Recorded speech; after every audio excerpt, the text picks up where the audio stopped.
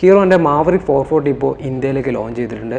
ഈ ഒരു ബൈക്ക് മുമ്പ് അവർ അൺവെയിൽ ചെയ്തതാണ്. പക്ഷേ പ്രൈസ് മാത്രമാണ് അവർ അന്ന് ഹൈഡ് ചെയ്ത് വെച്ചിട്ടുള്ളത്. ഇപ്പോൾ പ്രൈസും അതുപോലെ തന്നെ ഒഫീഷ്യൽ ബുക്കിങ്ങും സ്റ്റാർട്ട് ചെയ്തിട്ടുണ്ട്. ഇത് നമ്മളെ ഇന്ത്യൻ കമ്പനി ആയിട്ടുള്ള ഹീറോ മോട്ടോകോപ്പിൻ്റെയും അമേരിക്കൻ ബ്രാൻഡ് ആയിട്ടുള്ള ഹാർലി ഡേവിഡ്സൻ്റെയും ടൈപ്പിൽ വന്നൊരു മോഡലാണ്. ഹാർലി ഡേവിഡ്സൻ്റെ X440 ഫുള്ളി ഹാർലി ഡേവിഡ്സൻ്റെ കൺട്രോളിലാണെങ്കിൽ ഇത് ഹീറോൻ്റെ ഐഡൻറ്റിറ്റിയിൽ വന്നൊരു മോഡലാണ്. ഹാർലി ഡേവിഡ്സൻ്റെ X440 ഒരു മോഡേൺ ടൈപ്പിലുള്ള ഒരു റോഡ് സ്റ്റാർ മോട്ടോർസൈക്കിളാണ്. ഹീറോൻ്റെ മാവറിക് 440 ഒരു നിയോ റെട്രോ സ്റ്റൈലിൽ വരുന്ന ഒരു ബൈക്കാണ്. X440നെക്കാട്ടിയും കുറച്ചും കൂടി ബെറ്റർ ആയിട്ടുള്ള ഡിസൈൻ നമ്മളെ ഹീറോൻ്റെ മാവറിക് 440 തന്നെയാണ്. ഈ ഒരു ബൈക്ക് വേറെ കുറച്ച് ബൈക്കുമായിട്ട് ചെറിയൊരു സാമ്യമുണ്ട്.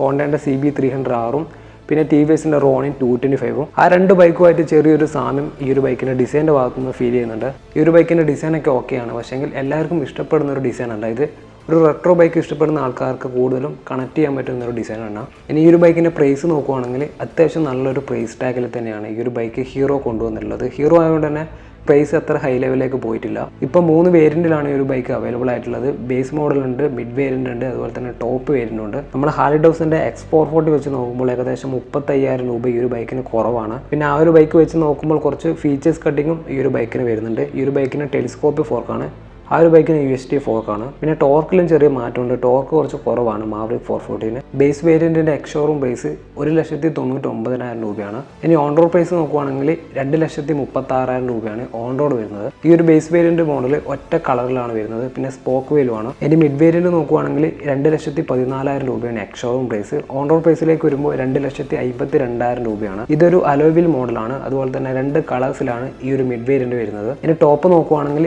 2,24,000 രൂപയാണ് എക്സ്ഷോറൂം പ്രൈസ്.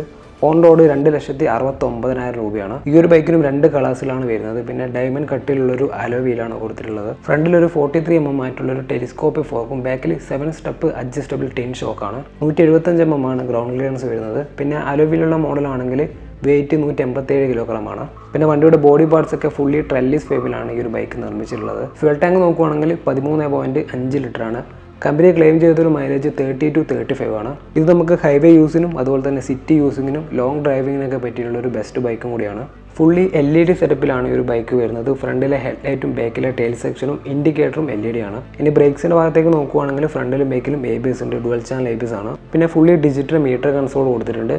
അതിൽ ബ്ലൂടൂത്ത് കണക്ടിവിറ്റി ഉണ്ട്, 10x10 നാവിഗേഷൻ ഒക്കെ ഉണ്ട്. ഇനി നമുക്ക് എഞ്ചിൻ്റെ ഭാഗത്തേക്ക് നോക്കുവാണെങ്കിൽ ഒരു 440cc air and oil cool എഞ്ചിനാണ്. മാക്സിമം പവർ വരുന്നത് 26 bhp ആണ്. അത് 6000 RPM-ലും മാക്സിമം ടോർക്ക് 36 Nm ആണ്. അത് 4000 RPM-ലാണ്. പവറിനെക്കാട്ടും കൂടുതൽ ഈ ഒരു ബൈക്കിന് ടോർക്കാണ് കൂടുതലുള്ളത്.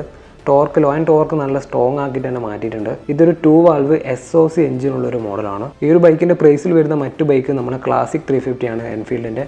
പിന്നെ ഡൊമിനർ 250 ഉണ്ട്. പിന്നെ ജാവേൻ്റെ 350 മോഡലൊക്കെയാണ് ഈ ഒരു ബൈക്കിൻ്റെ പ്രൈസ് ടാഗിൽ വരുന്ന മറ്റൊരു ബൈക്ക്.